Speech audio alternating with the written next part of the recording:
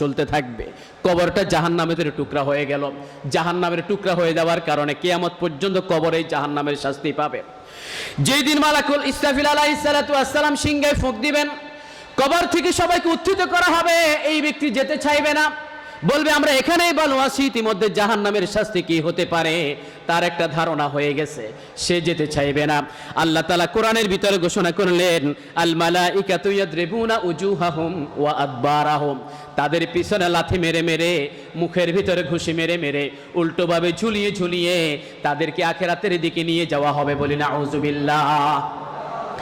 আল্লাহর ফেরেশতারা আল্লাহর নবীর সাহাবারা জিজ্ঞেস করলেন, ইয়া রাসূলুল্লাহ, মানুষ তো স্বাভাবিকভাবে পায়ে হেঁটে সামনের দিকে চলে যাবে, উল্টোভাবে মুখের উপরে ঝুলিয়ে ঝুলিয়ে কেমনে তারা সামনে যাবে?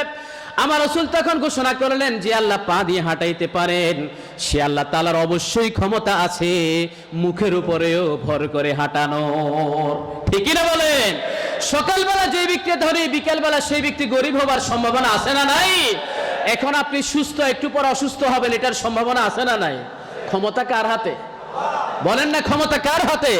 সুতরাং আখিরাতের জমিনে যাদেরকে উল্টো করে নিয়ে যাওয়া হবে, তাদের উল্টো করে নিয়ে যাওয়ার কারণ হলো এই কোরআন তাদেরকে সিরাতাল মুস্তাকিম তথা সোজা পথে চলতে বলেছে, সে সারাটা জীবন উল্টোভাবে চলেছে। কথা বলেন ঠিক কিনা?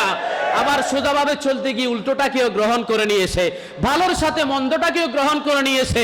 ভালো এবং মন্দ কখনো একসাথে হতে পারে না, জান্নাত এবং জাহান্নাম একসাথে হতে পারে না, আগুন এবং পানি কখনো একসাথে হতে পারে না, আসমান এবং জমিন একসাথে হবে কিয়ামতের দিন, তার আগে একসাথে হতে পারে না। সুতরাং সোজা পথ বাদ দিয়ে উল্টো পথে কখনো কল্যাণ কামনা করা যাবে না। দুইটা একসাথে চলতে পারে না। হয় ভালোটার সাথে থাকেন, না হয় মন্দটার সাথে থাকেন। আখিরাতকে ভয় করেন। আল্লাহ সেই কথাটাই বলছেন, ওয়াত্তাকু ইয়াওমান তুরজাউনা ফিহি ইলাল্লাহ, সেই দিনকে ভয় করো যেদিন তোমাদেরকে আল্লাহর দরবারে হাজির হতে হবে। সেই দিন ভালো মন্দ যা কিছু করো সব কিছু আল্লাহর দরবারে হিসাব পুঙ্খানুপুঙ্খভাবে আল্লাহ তাআলা তোমাদের কাছ থেকে নেবেন। লা তাজুলু কদামান ইবনে আদম, 5টা প্রশ্ন তো দেয়া ছাড়া কোনো বনি আদমকে এক কদম উঠতে দেয়া হবে না। এর ভিতরে স্পেশাল 2টা প্রশ্ন হলো, 2টা প্রশ্ন করা হবে। আন উমরিক, মানে আপনার হায়াত সম্পর্কে আপনাকে জিজ্ঞেস করা হবে কোন কাজে লাগিয়েছেন। আবার স্পেশাল ওয়ান শাবাবি ফিমা আবলা, আপনার যৌবনকালটা কোন কাজে লাগিয়েছেন সেটার হিসাব আল্লাহর কাছে দিতে হবে কি হবে না? সম্মানিত ভাইরা, মেহমান চলে এসেছেন, আমি আমার কথা শেষ করছি। আমি যে কথাগুলো আপনার মাঝে বলে বোঝাতে চেয়েছি সেটা হলো